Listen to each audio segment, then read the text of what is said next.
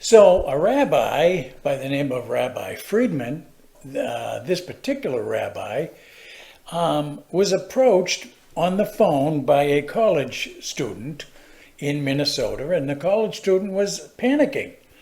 He said, "I have to come and see you right now, Rabbi. I have a question I have to get answered right now." So the rabbi said, "Okay, come on over." So the college kid went over to the rabbi's place where he taught the congregation in Minnesota. And the rabbi said, "So what's the panic already?" The college-age kid said, "I have to know this. Am I going to hell?" The rabbi, you will be curious to see what the rabbi told this individual.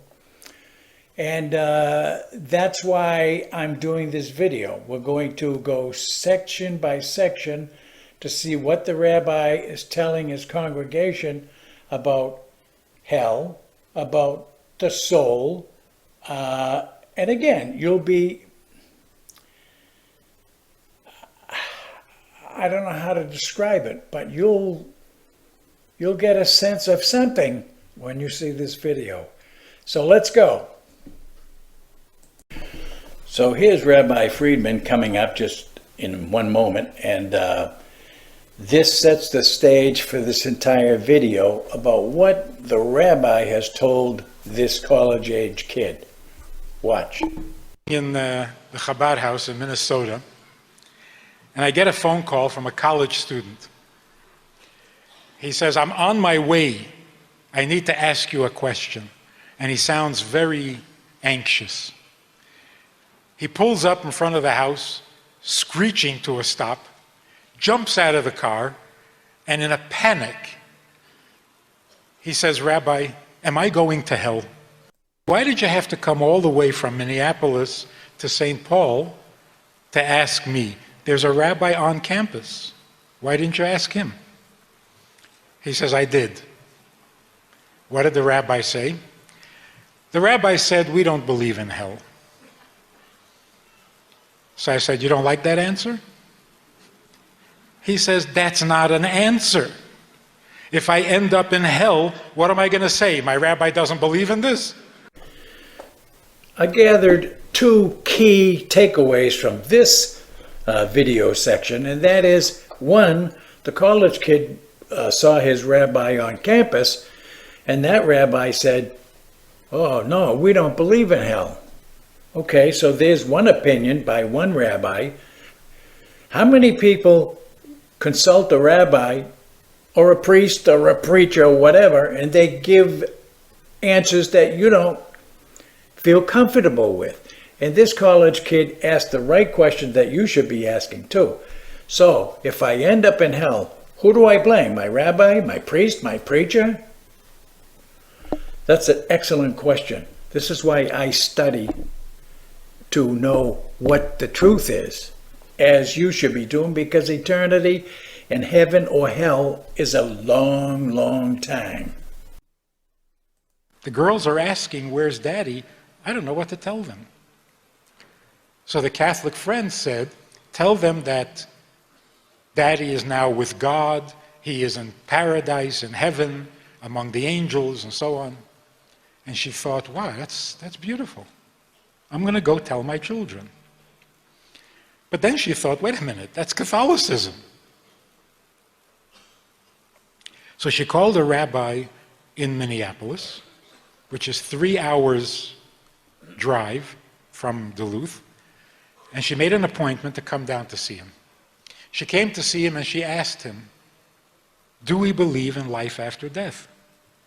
And he said, "Well, personally I don't. My wife does, so you can believe in it or not." Here's just one more instance where a woman, very concerned about where did her husband go, is there life after death, and she goes to her rabbi, and her rabbi is of the opinion that he didn't believe in life after death, but his wife does. This is why I'm showing the picture of the Rabbi Friedman doing this. So again, how many rabbis, priests, preachers do you have to go through to get the truth? Let's find out. You can believe in it or not. She was very offended. She was too polite to say anything to the rabbi, but she told her friends back in Duluth, I didn't go there to ask him his personal opinion or his wife's opinion. I wanted to know what Judaism says.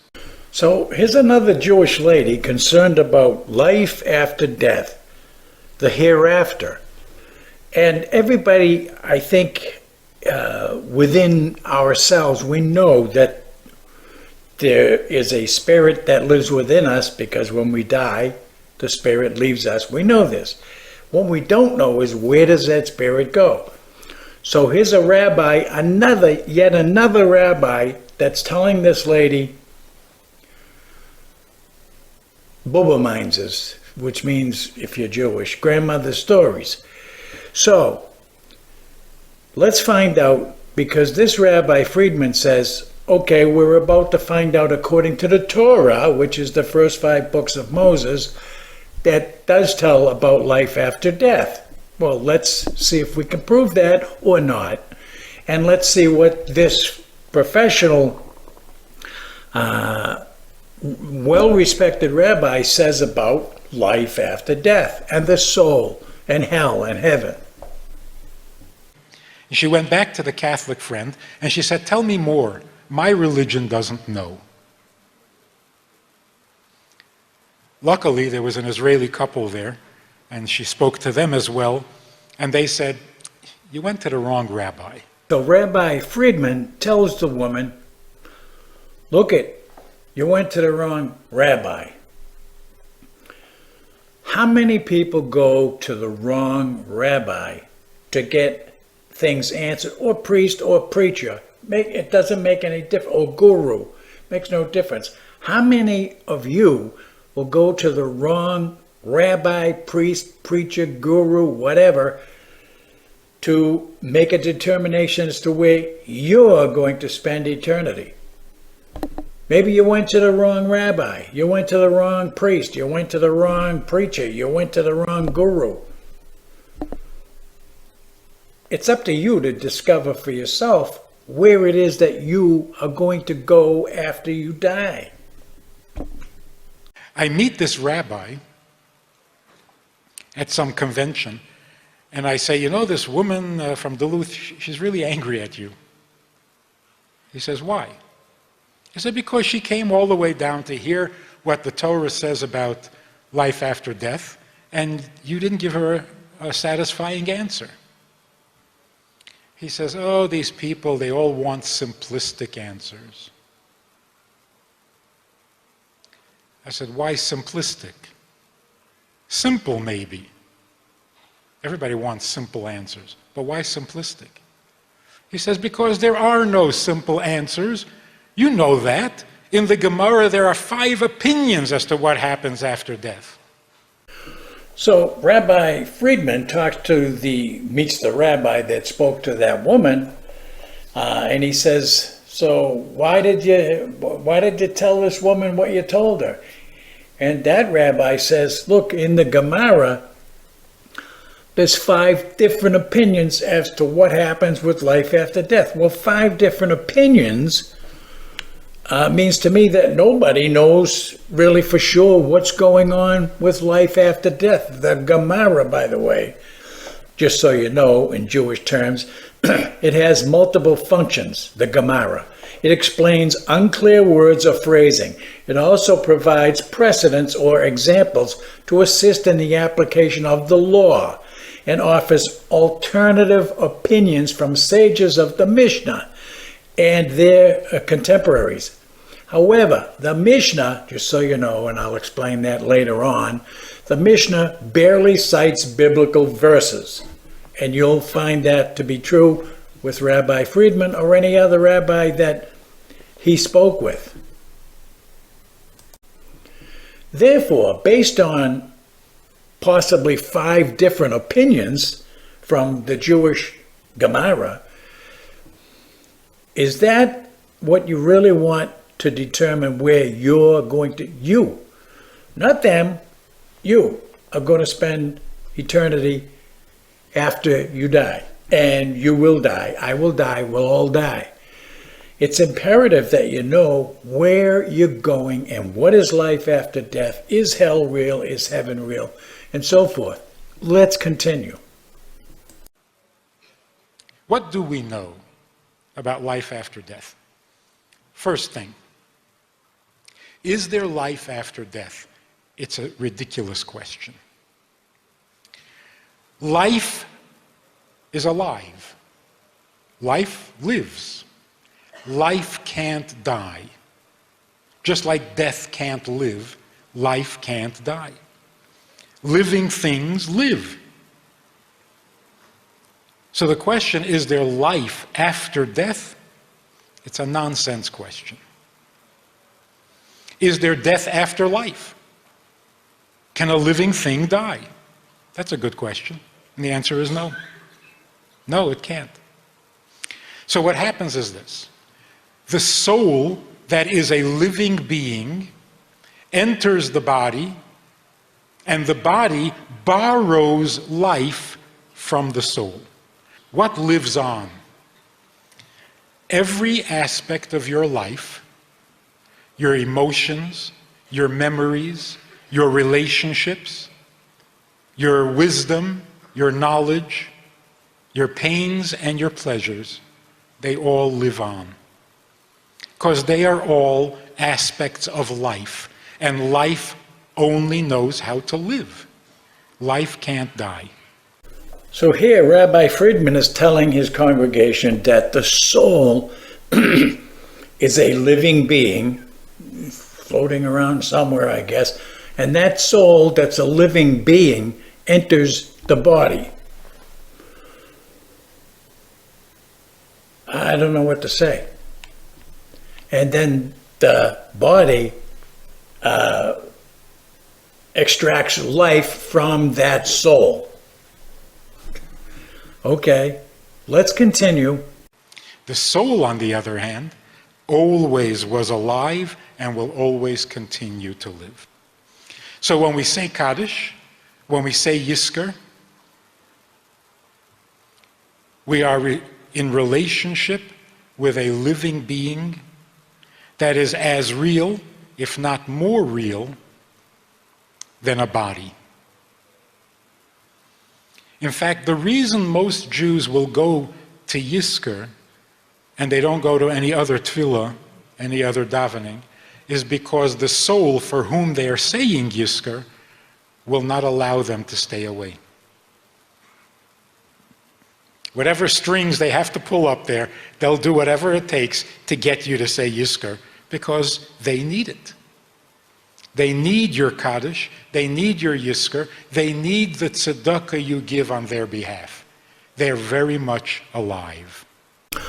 So the rabbi is teaching his congregation that the soul always was, and that the Jewish people say Yizkor, Y-I-Z-K-O-R, and that keeps them in communication with that soul.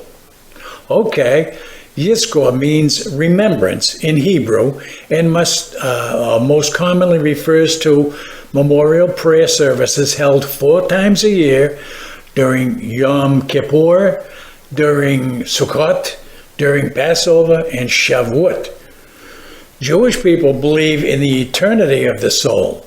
It is common belief that by saying Yizkor, which remembers a loved one, and underline this, giving charity, you give money in a loved one's name, that helps his or her soul gain merit from our good deeds. So therefore, we can assume that the good rabbi here is saying you can earn merits from God by reciting Yizkor in memory of either individuals honoring or commemorating loved ones that have passed on, or to communicate with the souls that are located in heaven already, always been there, and then they someday come and inherit or inject themselves into a body. Keep listening. Okay, so here is where I need to interject the Jewish Bible. Here is a picture right here on the big magnetron of how the Tanakh or Jewish Bible is broken down. It reflects exactly the same thing that's in the Christian Bible, so to speak. And the Torah is the first 5 books of Moses, which is Genesis, Exodus, Leviticus, Numbers, and Deuteronomy. Then the next section is broken down into the prophets, and it goes all the way from Joshua down to Malachi. And then, as you can, I'll leave that up there for a second while you peruse it. If not, just go online and look up Tanach, and you'll come to this page, and you can look it up for yourself. And then the scriptures, they go from the Psalms, Proverbs, all the way down to Chronicles, Lamentations, Esther, Ezra, the book of Ruth, and so forth and so on. It's exactly the same thing that Christians call the Old Testament. And Jews will call it Tanakh, the Old Testament broken into these 3 sections. It's important for you to know this so that when we refer, if we see the Rabbi Friedman refer anything to any specific books, and he will refer things to the first 5 books of Moses, which is really the law. This is what's taught in the temples, the law of Moses. So that's why that's the law. The first 5 books of Moses. You live or die under the law. Okay, be right back.